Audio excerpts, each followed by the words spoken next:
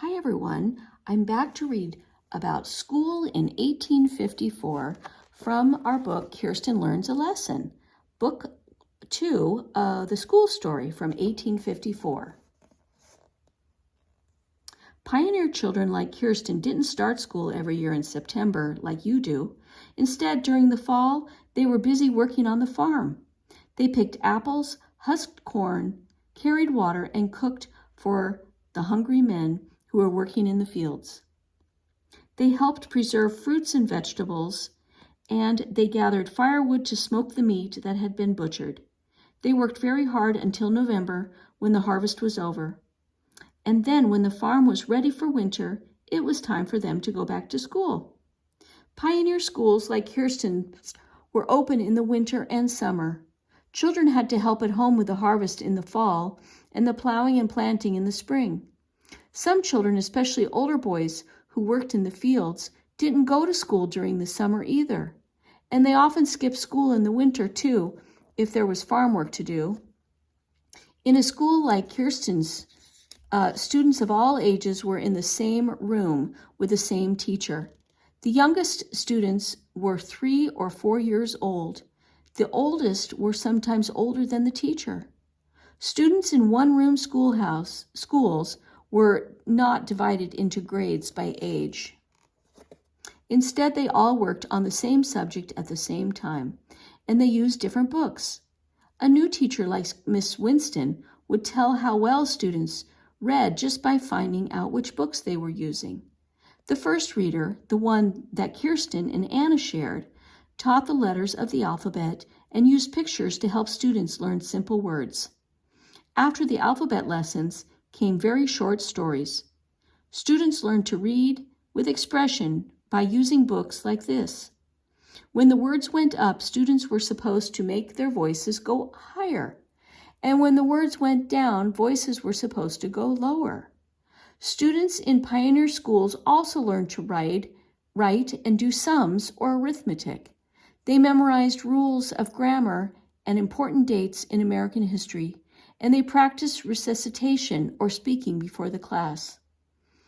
The teacher in a one-room school worked with 1 or 2 pupils at a time, and while she was busy with those students, she expected the others to work along or to help one another. Books were hard to get in the frontier, so students shared them. Paper was scarce, so students usually recited their lessons out loud instead of writing them down. When students recited together, they could sometimes be heard at least a quarter of a mile away. When students needed to write, they used slates which could be erased and used again. They shared their slates just as they shared their books. If there weren't enough slates to go around, younger students might learn to write by tracing letters in the ground outside the schoolhouse door or on the classroom floor itself, if it was made of dirt instead of wood. Most frontier schools did not have equipment like maps, charts, globes, or even blackboards. Students like Kirsten did not work at desks. They sat on wooden benches that circled the pot-bellied stove in the middle of the room. When they were called on to recite, they stood in front of the teacher. It was easy for everyone in the room to know if a student had recited poorly, because the teacher would hit his desk or the student with a ruler, a leather strap, or a willow switch. When a student did well, the teacher would give out a reward of merit.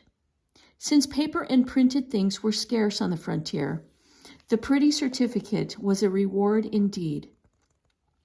There were not many rewards for pioneer teachers, though.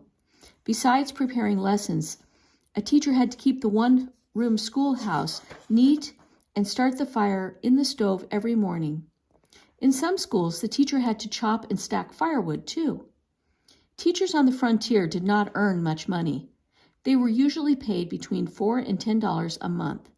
Most teachers did not have homes of their own. Instead, they boarded around. They lived with the families in their of their students, moving from house to house during the school year. Teachers may have been discouraged sometimes. It was hard to teach in an organized way when many students came to school only once in a while, if they weren't too busy with farm chores. And it was a challenge to teach students like Kirsten, who couldn't speak or write much English. But like Miss Winston, pioneer teachers knew that their job was an important one, and they were determined to do it well. Okay, and that is the end of our book, Kirsten Learns a Lesson. Book 2, A School Story from 1854. Hope you liked it. Next time we'll read Book 3.